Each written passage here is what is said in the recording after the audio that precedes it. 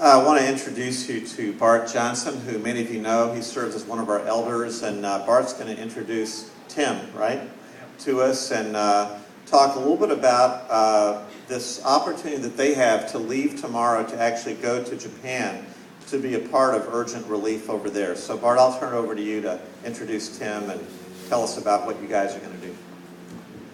Thanks, Mike.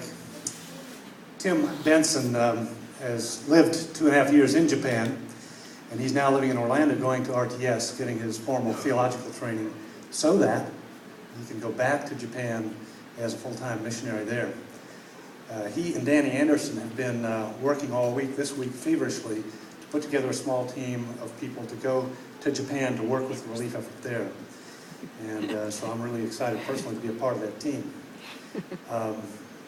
I'm the reason that Tim didn't get the notice about the dress code here. I accept full responsibility for that. I think you're the only guy with a tie in the building. But so I'm going to ask Tim just a few questions, but give you a sense of what this mission is about. First, Tim, many of us have heard that historically the Japanese people have been pretty resistant to the gospel. Why do you think that is? Part of the reason they're resistant is that they haven't heard it all. 99.8% of the Japanese people are unbelieving. They're the largest unreached people group in the world. I think of Romans 10:14, how will they know in him they haven't believed? How will they believe when they haven't been told? Who's going to tell if they haven't been sent? So another reason is their cultural tradition, very Buddhist, Shinto belief. Polytheism and animism is prevalent through their culture. The idea of one God, Lord of creation, is something that's foreign to them. So we're going over there, and we're on this tiny little team, and we're going to be taking food and water and gasoline and clothing and blankets and all that to bring the gospel indeed, if you will, to these people. How do you see this working out in terms of bringing the gospel message to the Japanese people? The earthquake, the tsunami, and the nuclear disaster that's happened have stripped away the materialism that the Japanese trust in. They're wealthy, they're tended to be overlooked because they're not a third world country. This disaster has really taken away all of their material goods, and they have this sense of hopelessness in this situation. The Japanese church and the gospel can really put Jesus Christ as their hope in this situation. Well, to that point, what is the role of the Japanese church in what you're doing here? The Japanese church already has spearheaded their own relief efforts. They've been taking in supplies, gospel tracts to the cities that have been hit by the tsunami and the earthquake. They are exhausting themselves in that work, and they've asked us to come along and help them in their efforts.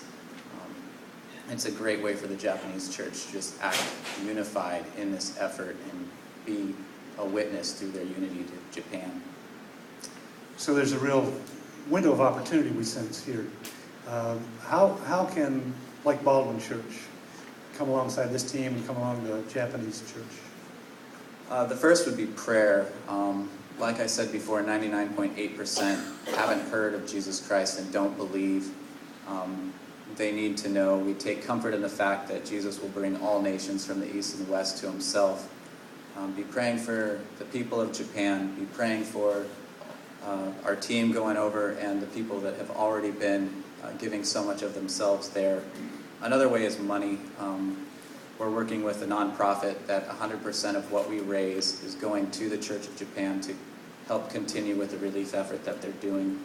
Those are two of the main ways just to support Japan at this time. And if you're interested in helping, see Tim or see me after the service, and we can give you some direction on that.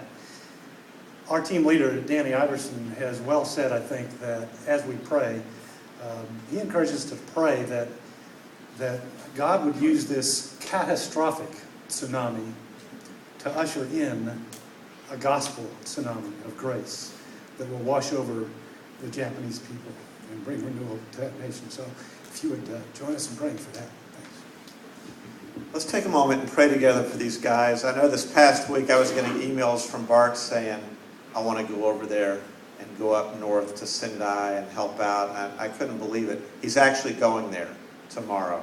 So our church is going to have some skin in the game in Japan. And I think we should all pray for these two guys. We appreciate what you're doing. Let's pray together.